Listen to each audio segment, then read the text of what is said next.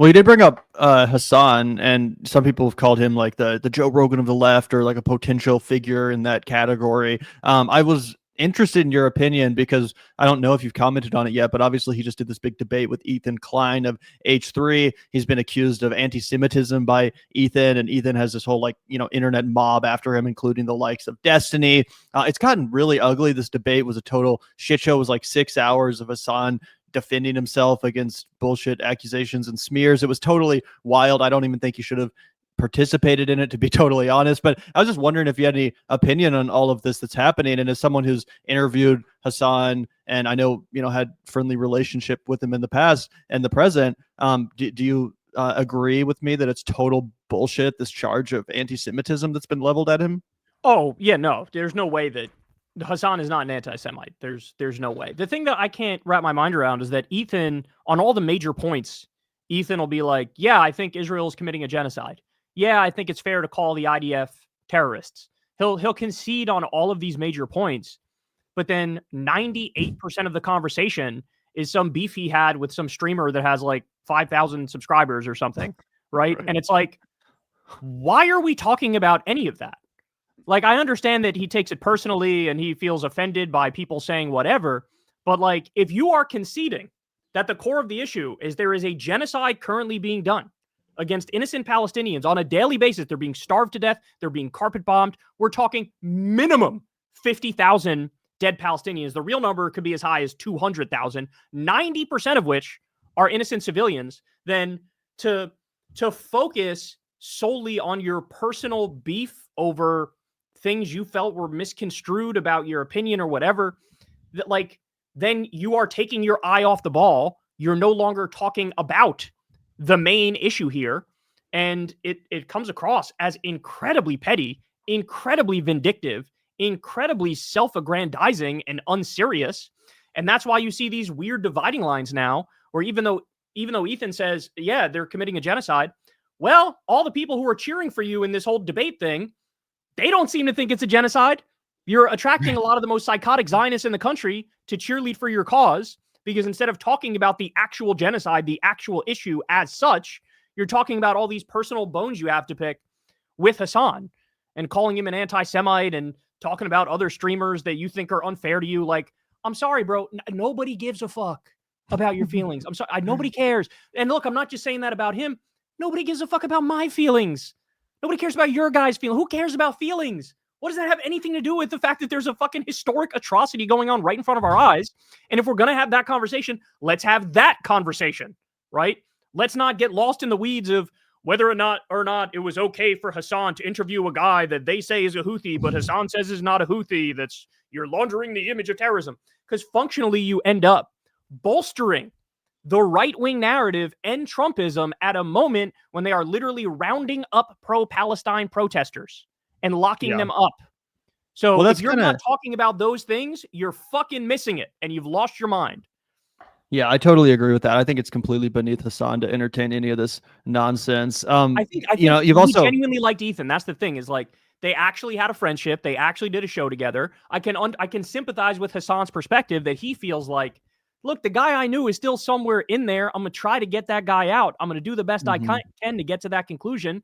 I can sympathize with that because I went through that myself with that period when TYT hated me and Jimmy Dore hated me. And I'm out there trying to be the enlightened centrist in their feud. And like, I also thought, hey, if I just tell it like it is and I'm sympathetic, then I can get through to Jimmy. I can get through to TYT or whatever.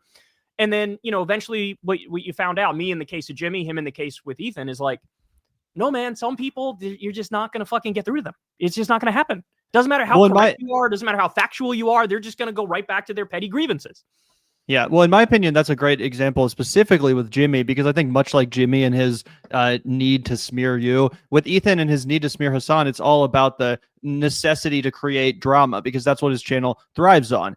Drama with people from his, past life as a co-host. Like, he did this with his other co-host. I don't even know who she is, but some lady named like Trisha or something who he did a show with. And then for years they went back and forth, and they turned on each other and created a bunch of drama out of that. So that's what Ethan's show sort of needs. It needs that drama to have a boogeyman to bash and to create this feud with an old friend and all this kind of stuff. Whereas Hasan clearly doesn't need that, which is why I don't think he should have engaged with it in the first place. But I really do think it's just all about the views. Ethan needs a villain. Ethan needs someone who's a big streamer to go after. The only thing that's crazy to me is how, like, I guess, successful it's been. Like, it seems like a lot of people agree with Ethan. He has this huge fan base. I would think that everyone would just see it the way we see it. It's so obvious that this is being driven by petty ridiculousness, and it is completely, beneath everyone involved to be debating this crap instead of the actual issue at hand, which is so serious and so horrifying, right? Like, who cares about some stupid thumbnail that Frogan made or whatever the fuck, right? It's totally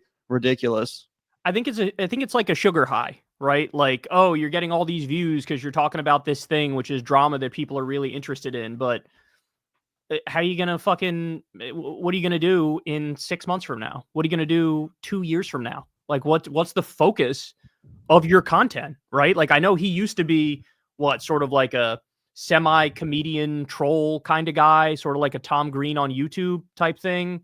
Then he had like a normie type podcast where he just jokes around and shit and interviews people, right? Am I getting it right? Is that basically what he's basically like he was like a OG kind of a YouTube style, right? React to something funny, dunk on it, create beefs with other YouTubers. Like, one time, like, there's a bunch of weird videos of him like sitting around the table with like Post Malone before he blew up really big. Like, he's just always been in the world of like, I want to entertain you with my show more than politics, I would say, back in the day. Yeah, so like what I would say is pick a fucking lane, bro. Are you going to talk politics or are you not going to talk politics? If you're going to talk politics, talk fucking politics. I don't care about a beef that I need to learn 36 hours of lore before I understand what the fuck you're saying. Like, I don't care about that stuff, and people shouldn't care about that stuff.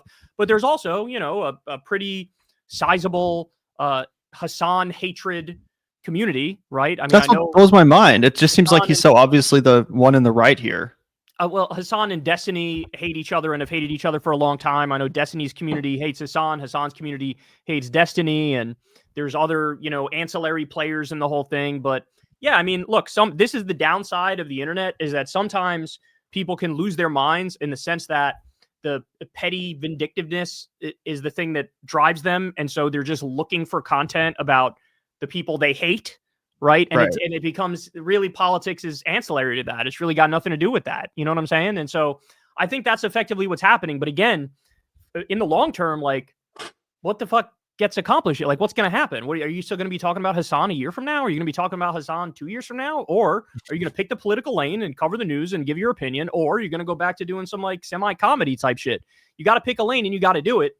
But like, even from a personal perspective, bro, like, if you're engaging in this sort of shit, you got to feel horrible. Like, you got to feel like shit. Like, there's nothing fulfilling about arguing for 4 or 5 hours with somebody you used to be friends with about petty shit. Like, who cares? That's what I'm saying, bro. Even as the drama channel, like, I was sitting there like, this is completely pointless. This is the opposite of productive. Nothing is being accomplished here. These people are not even like making amends or anything. It's just ugly. I did not enjoy it. I frankly couldn't stand watching that debate. I had to turn it off at a certain point. I had to like rage quit. It was just so uncomfortable. And again, we love drama over here. We don't shy away from that stuff at all. Yeah. But to your point, it's got to serve a broader purpose, right?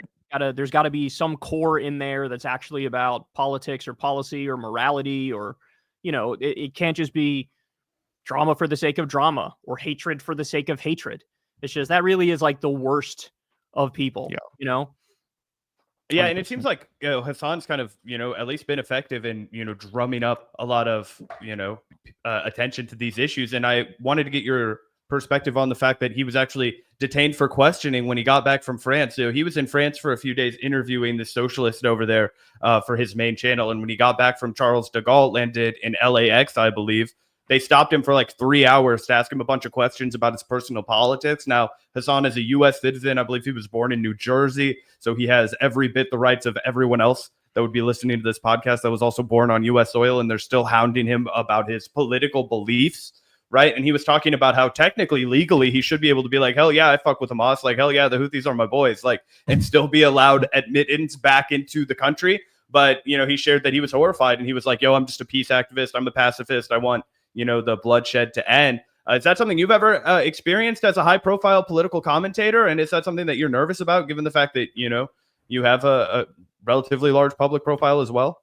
I've never experienced it, but am I nervous about it? Yeah. Crystal and I have talked about this before because when they're cracking down on pro-Palestine protesters, like who are some of the loudest, most open anti-Israel, anti-genocide voices in the country, right? Like, I don't know if anybody's covered it. Like the amount of hours I've done of detailed coverage of the genocide, right? And saying the things I've said. Netanyahu is a terrorist. Israel is a terrorist state.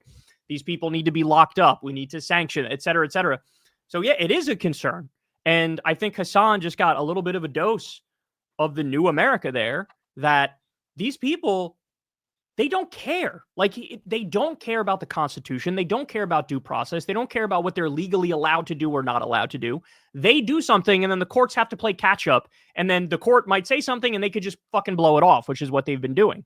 And so, yeah, I mean, in the position I'm in, and many of us are in, like, you'd be sort of crazy not to at least have the conversation about, hey, should we maybe rent a place that's not in the United States if the shit hits the fan? They've arrested judges. Now they've arrested the mayor of Newark, a Democratic politician. They've blown off a 9-0 Supreme Court ruling. We see the nightmare stories of these innocent people being locked in a gulag in El Salvador with no due process. I don't know what else they would have to do to make people sort of wake up and realize this can literally happen to any of us at any time. And so with Hasan in particular, I'm not surprised they did that. And in all seriousness, I mean, I know it sounds crazy to say this, but he should almost feel lucky that they didn't just fucking lock his ass up and deal with the consequences later. Like, if he were to be fucking disappeared, what would happen? We get the same sort of news coverage around Kilmar Abrego Garcia, but here we are today. Kilmar still hasn't been released, and they still got him locked up, and nobody's fucking going down for it. And so this is where we're at now, guys, and this is why the both sides shit has to die. The false equivalent shit has to die. There is nothing held sacred for these people. They are out-and-out fascists. They're doing a robber baron coup. They are insane warmonger imperialists. And this is just the beginning. Hasan getting questioned and them pressing him on his politics, that is just the fucking beginning, bro. ICE is already in Tennessee. They parked on the highway and just started pulling over random people, and they took 100 and deported them. And a lot of these people, by the way, are deputized into being ICE. So these are like random Proud Boys that are like, yeah, I'll round up some Mexicans for you. This is where we are, man. Like, this is where we are. And it's as bad as it is now, it's going to get way worse. And by the way, one more thing, Crystal and I are trying to have Hasan on Crystal Kyle and Friends this week to talk to him about what happened to him. Oh, that'll be awesome. I'm very excited to